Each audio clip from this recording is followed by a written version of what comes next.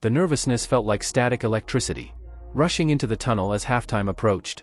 One of the worst quarters of Indiana fever was coming to a conclusion. History, but things weren't quite as well organized in the dressing room. Caitlin Clark stormed the seat. Her eyes were like daggers and her jaw was clenched. Coach Stephanie White trailed closely behind, attempting to provide instructions. Then it happened, even though the cameras did not capture it, above the crowd of people with her clipboard in hand. The words, the emotion was evident. Clearly irritated, Clark turned in mid-step and confronted quite bluntly. Even the assistant coaches were startled when she shook her head, gestured to the court, and snapped something. To freeze.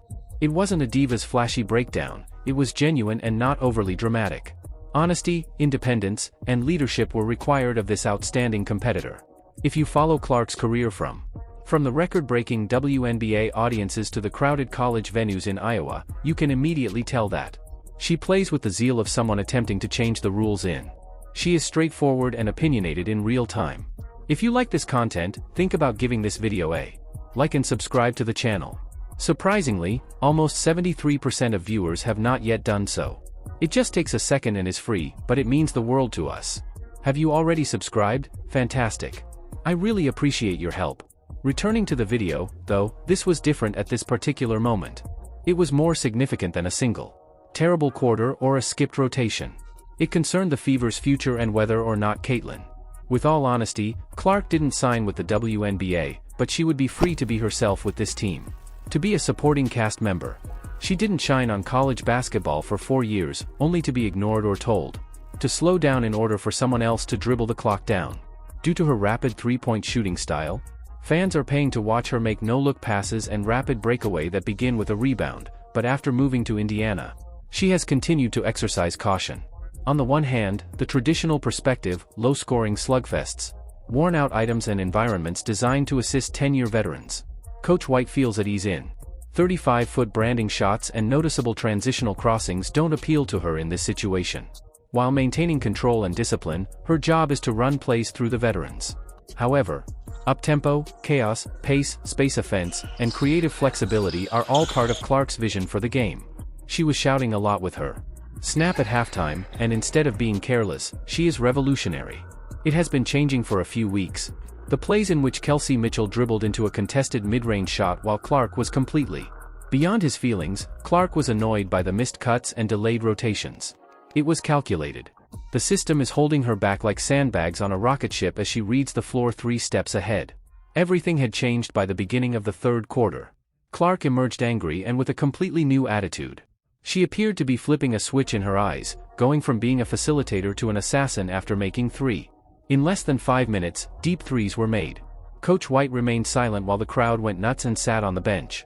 Since Clark took over as team leader, the team had obviously improved. Suddenly, the ball started to move. Co-workers were opening up by purposefully screening and cutting more forcefully.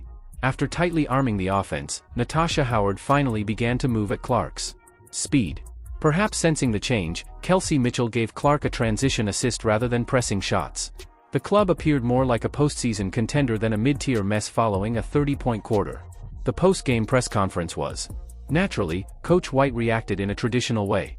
We made a change, and the team stated, well, it was a good second half effort. She didn't skirt the confrontation, but Clark added, we're trying to develop something here, which occasionally necessitates having tough conversations because we want to win without.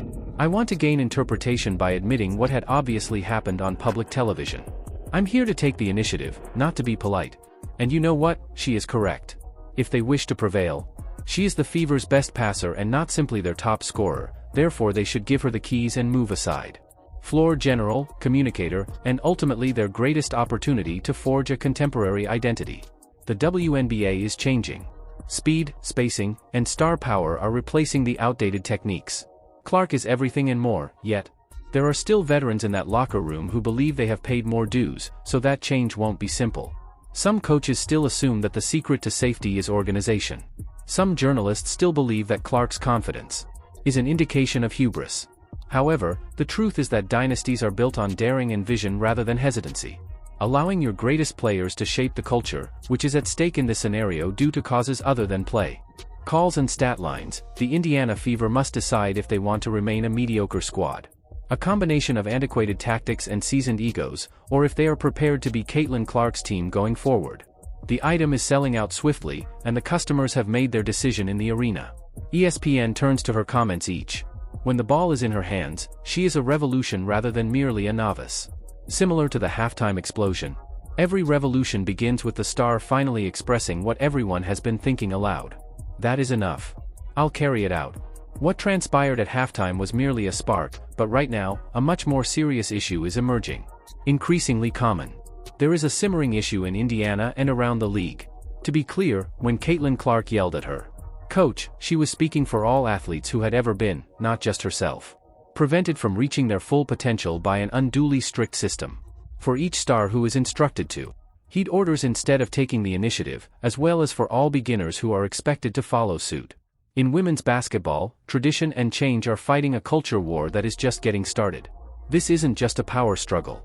Stephanie White exemplifies a generation of coaches that create their tactics by a one-size-fits-all playbook, discipline, and practice. To be fair, when a league was competing for awareness and consistency in the early 2000s, that strategy proved effective. In the past, building credibility appeared to rely on making the fewest mistakes possible. But in the 2025 WNBA, things will be different. More than just effectiveness is what fans are searching for: flair, stardom, speed, attitude, and lightning-fast 30-foot daggers. Up Twitter in real time. They want to experience emotion once more, and Caitlin Clark consistently evokes that sense. Even ardent admirers hold their breath when she receives heat check injections, since she is not a superb athlete. You know what else she does, though? As soon as the ball comes into contact with her, she applies pressure to defenses' hands. She helps teammates, opponents, and the league as a whole play by spotting passes before they arrive. Better. This is why this coaching conflict is so important. It has nothing to do with disrespect, rather, it has to do with alignment. Caitlin Clark is currently behaving like a multi-generational star imprisoned in a role-playing setting. The game's rhythm and body language also exhibit it. The offense falters and the tempo slows. After another possession dies in a corner, Clark stands with his palms up. In addition, unlike what many people think, this is a trend more than a single game. The gap between an overly cautious firm and one that is forward-thinking to stay awake is progressively expanding. It is evident from the video transcript that not everyone is prepared for the Clark era. Now let's discuss the locker room. Some of the guys on our squad, particularly the veterans, believe they should be in charge of making decisions. Power. Kelsey Mitchell, for instance, has been the face of the Fever for years. It's also evident how tight she play is. It's not personal, but rather generational. The terrible passes, the ISOs, and the inability to change Clark's tempo. Additionally, this problem is not exclusive to Indiana.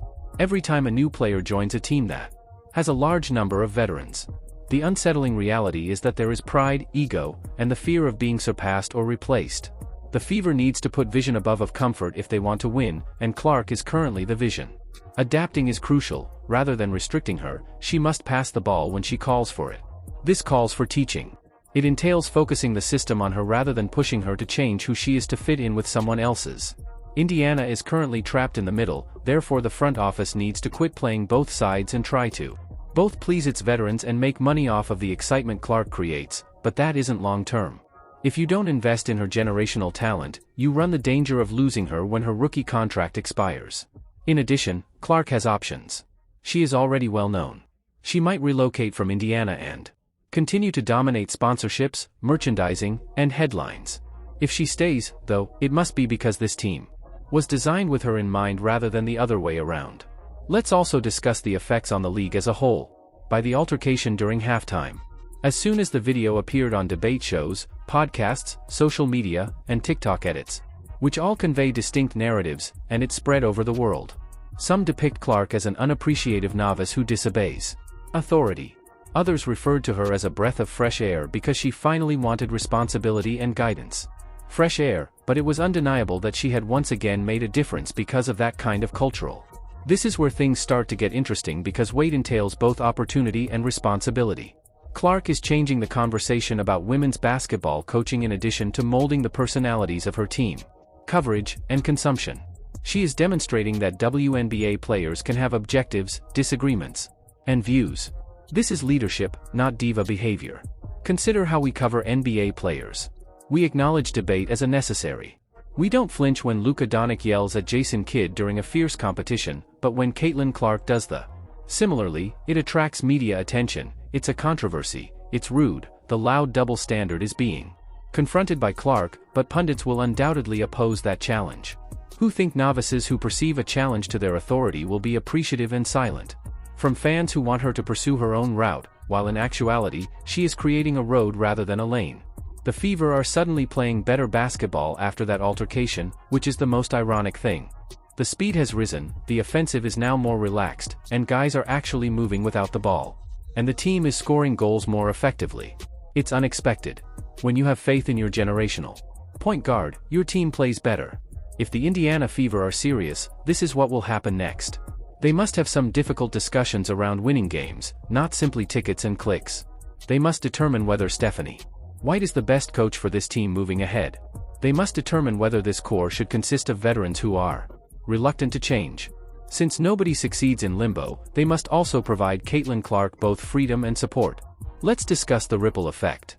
You can either encourage your star or become the squad that had her and let her go. Impact as a result of Caitlin Clark's tantrum at her coach.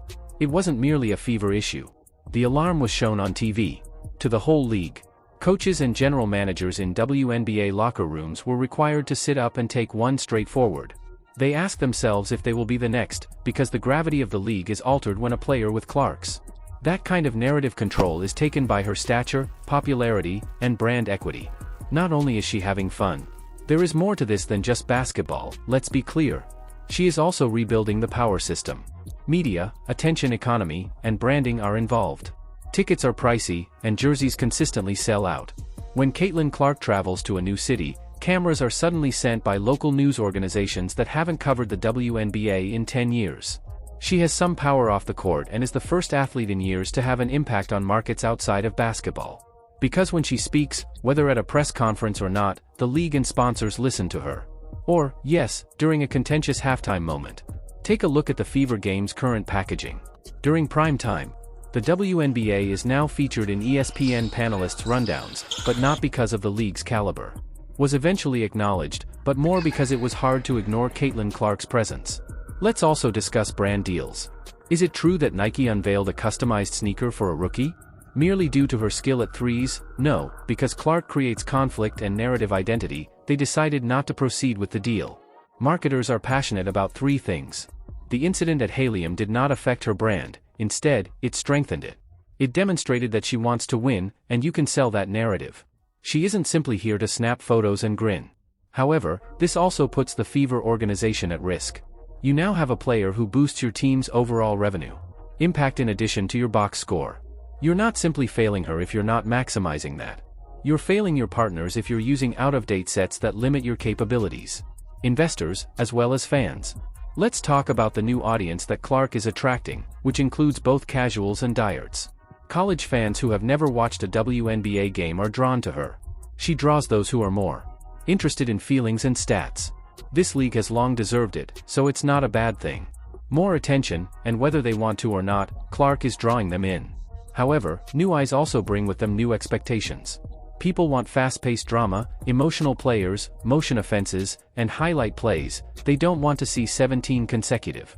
They want to go fast and are searching for flair, whether it's through post-ups or 30-second shot clock grinds that conclude with forced jumpers. Additionally, they aim to increase the power of their celebrity, which makes the Fever's existing strategy seem antiquated. You have a league that is finally getting attention and a bunch that keeps turning down the lights. That needs to change. Other athletes are keeping an eye on Caitlin Clark's recent behavior in Indiana. Now let's pan out. Veterans who are unable to pass and young guards on rebuilding teams are trapped behind second-year forwards. They are seeing how Clark speaks and how her team reacts. If the offense, the coaching, once the Fever backer are all changed, a new wave of player empowerment will occur. It's not because they've given in. Clark merely demonstrated that it is feasible, but other stars will begin to make system demands because they know they can. However, the Fever will create a hazardous precedent if they disregard her and bury her skill in poor spacing and antiquated play calling. Precedents. It would be a huge lost chance if the NBA told future rookies to be quiet and little. Caitlin Clark is the first of many, hence it is false to say that she is a unicorn. Hannah Hidalgo, Paige Beckers, and Guju Watkins will not pretend either. The pipeline is full. A wave is coming. They were raised observing LeBron's decisions in Los Angeles, and they have witnessed Steph Curry reinvent an offensive strategy. They see that the WNBA must pick a choice because stars are built like systems, not the other way around. In real life as much as in video games, you run the risk of losing them if you don't adjust to them. Let's discuss Coach Stephanie White once more. To analyze, not to criticize. She is a superb coach. She is a figure from the first season, but occasionally that could be the issue. Decades-old coaches frequently rely on what has worked in the. When kids see fast-paced basketball, they imagine mayhem. Kids recognize logo threes and believe unreasonably. Children see players barking during huddles as misbehavior. What they lack. Clark's outburst during halftime has nothing to do with ego, but it is the development of leadership. It has to do with urgency. It was about saying, "We can win if you let us." Yes, messy, leadership is emotional. However, White and any coach who is unable to accept that will continue to lose the locker room, one star at a time. This has not received enough attention. A fever season might have been avoided by Clark's confrontation. Sometimes the communication part needs to be expressed out loud, and sometimes things need to break before they can be fixed. That's what Clark did. She revealed that everyone was already under stress, and there is now a way ahead. That the business has run out of justifications because they have witnessed the results of using a Clark-style strategy. You receive 99 points, you have space, you experience fluidity, and you see results. How will they utilize the details? Put it under the rug after that. She might eventually create a system that gives her complete control. The saddest part is that their decision will determine this franchise's fate for the next 3 years. Stars don't last forever, so perhaps the next time Clark loses it, it won't be during a game. It won't happen in the present game, but it might happen during a contract meeting, during a trade demand, or in the off-season. The court is where you are seated, and they are aware of how valuable they are.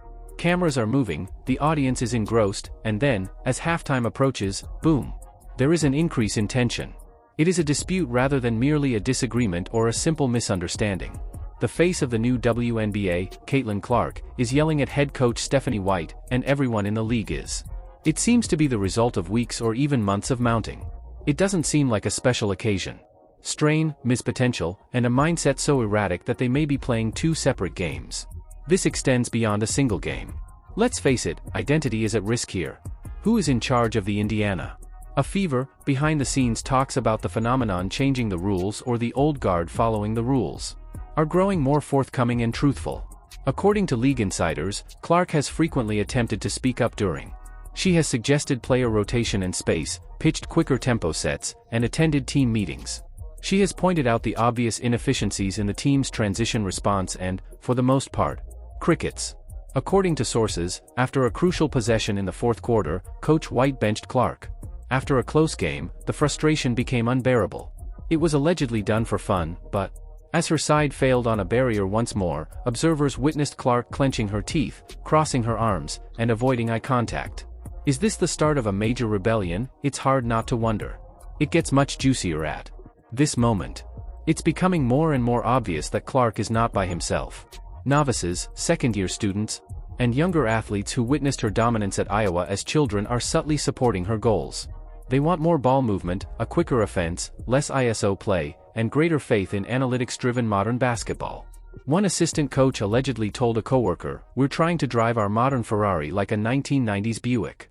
Even though Stephanie White is a well-respected basketball player, there is no denying the disparity in her demeanor. Specialist. The fever's speed puts them toward the bottom of the league.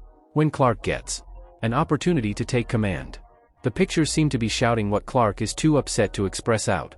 However, the relationships in the locker room are chilly.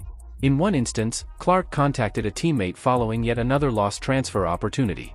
The mood changed. The eyes flared. The teammate allegedly exacted retribution. You are not alone on this squad. The gathering was tense at that pivotal moment. There was a silent division between those who acknowledged Clark as a future as well as those who stubbornly maintained their seniority. It would be expected that a 99-point offensive explosion against the critics would be silent about the Dallas Wings, but no. Some spectators dismissed it as an anomaly, while others assert that Clark's statistic was overdone, but listen to the tape. It's evident when she establishes the tempo. The Fever not only appears to a playoff team, but they also appear to be enjoying themselves. With newcomers like Victoria and Lexi Hull, the chemistry has grown. Saxton. This type of basketball is characterized by quick choices, unrelenting tempo, and off-ball movement. Fills stadiums and overflows highlight videos. It's not simply a marketing strategy. The situation is as charged off the court. Although Clark's camp has maintained its professionalism, nervousness is rising in private. They are not requesting preferential treatment. They are requesting common sense. The system is based on, not because of, a generational point guard. The notion of a coaching change has been brought up by some media outlets. Would that actually be considered? A count at the front desk? Would they have the courage? Stephanie White is still supported by the Fever in public. But behind closed doors, pressure is growing, attendance has surged, the product is thriving, and the team is finally going national. Acknowledgement. Do they maintain the momentum or allow internal resistance to cause it to stall? Additionally, there is a fan base that